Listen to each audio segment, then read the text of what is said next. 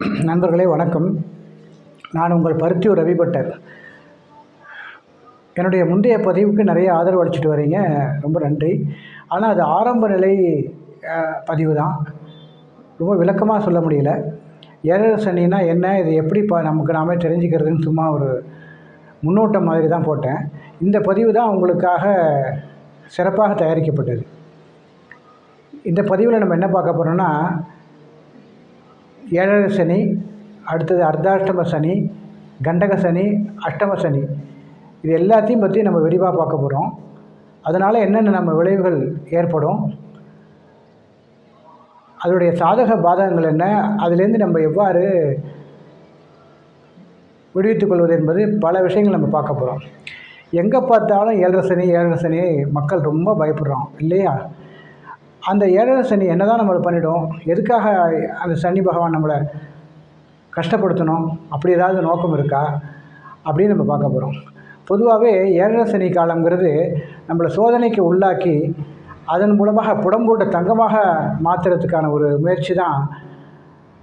அந்த கர்மகாரகன் சனி நமது கர்மாவை கழிப்பதற்காக செய்யும் விளையாட்டு. அதை முதல்ல புரிஞ்சுக்கோங்க.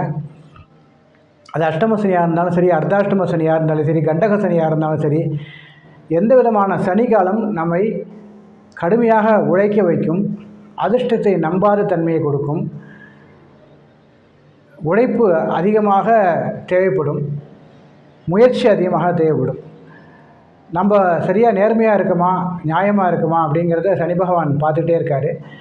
அவருடைய காலத்தில் அதை ஆராய்ச்சி பண்ணி அதுக்கேற்ற தக்க பலன்களை நமக்கு அளிப்பார்.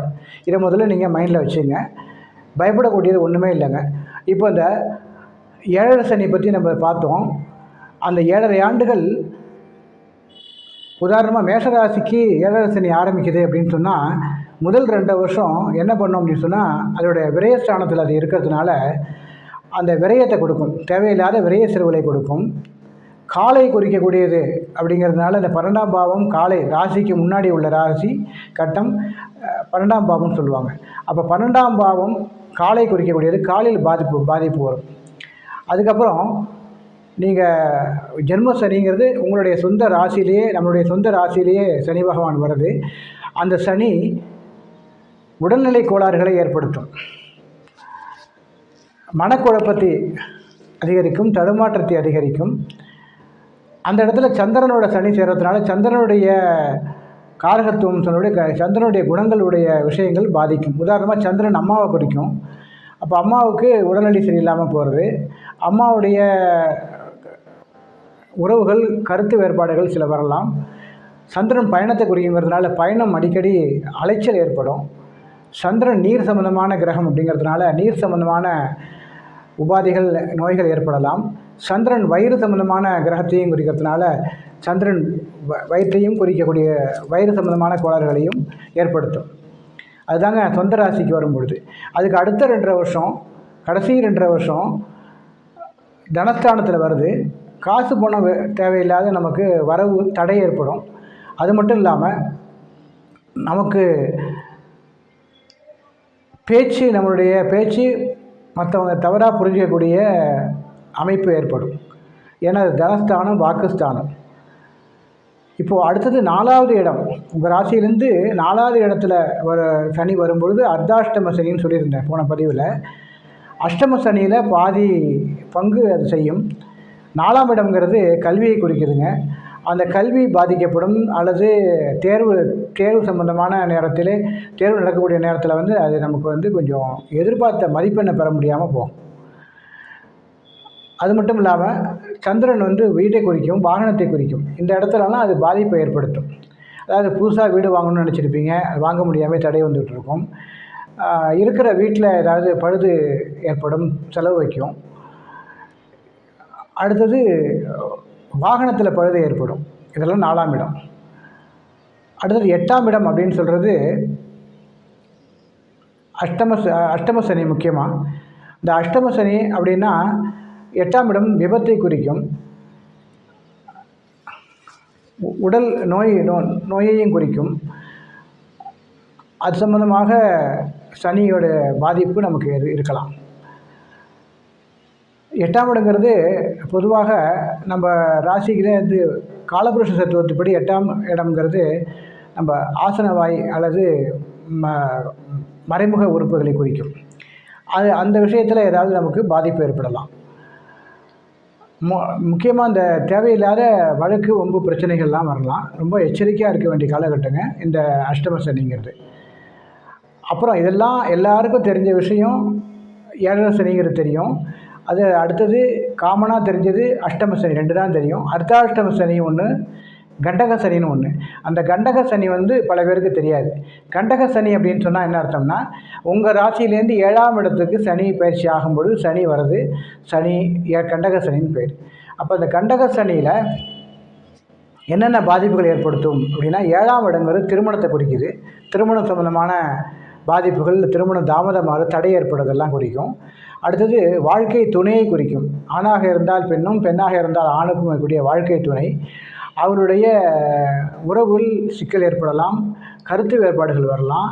நீங்கள் ரொம்ப யாராவது ஒருத்தர் அனுசரித்து போகிறது நல்லது இந்த கண்டக சனி காலகட்டத்தில். அது மட்டும் இல்லாமல் 7ஆம் இடம்ங்கிறது நண்பர்களை, கூட்டாளிகளை குறிக்கக்கூடியது. நண்பர்கள் விஷயத்திலும் நீங்கள் எச்சரிக்கையாக இருக்க வேண்டிய காலகட்டம் இது. நண்பர்களால் நமக்கு பல பிரச்சனைகள் ஏற்படலாம், அல்லது நண்பருடைய வாக்குவாதம் ஏற்படலாம், நண்பருடைய பிரிவு ஏற்படலாம். இது எல்லாமே நம்ம ரொம்ப கேர்ஃபுல்லாக இருக்க வேண்டிய காலகட்டம். சரி, இப்போது 7 சனியினால் என்னென்ன பாதிப்புகள் வரும், அர்த்தாஷ்டம சனினால் என்ன பாதிப்பு வரும், அஷ்டம சனினால் என்னென்ன பாதிப்புகள் வரும், கண்டக சனிகளால் என்னென்ன பாதிப்பு வரும்னு சொல்லி ஓரளவு நம்ம மேலோட்டமாக பார்த்துருக்கோம். இது போதுங்க, ரொம்ப டீப்பாக போக வேண்டாம். ஆனால் இதுலேருந்து விடிவு காலமே வராதா, இதுக்கு தீர்வு தான் என்ன அப்படின்னு நீங்கள் கேட்குறது எனக்கு புரியுது. நிச்சயமாக உண்டு. இறை வழிபாடு முதல்ல. இந்த 7 சனி காலகட்டத்தில் சனி பகவானை வழிபடுதல், சனிக்கு அதிதேவதையான கடவுளான சாஸ்தா, காலபைரவர், ஆஞ்சநேயரை தகுந்த முறையுடன் வழிபடுறது நிச்சயமாக பெரிய ரிலீஃபை கொடுக்கும். அது மட்டும் இல்லாமல் இந்த கோயில் பரிகாரம் அப்படி இல்லாமல், ஆலய வழிபாடு இல்லாமல் மிக எளிமையான பரிகாரம், உங்கள் அருகில் உள்ள கோயிலுக்கு அருகில் உள்ள அல்லது உங்கள் தெருவில் உள்ள வயதான முதியவர்களுக்கு உணவு வாங்கி கொடுக்கலாம். அதே போல் நம்முடைய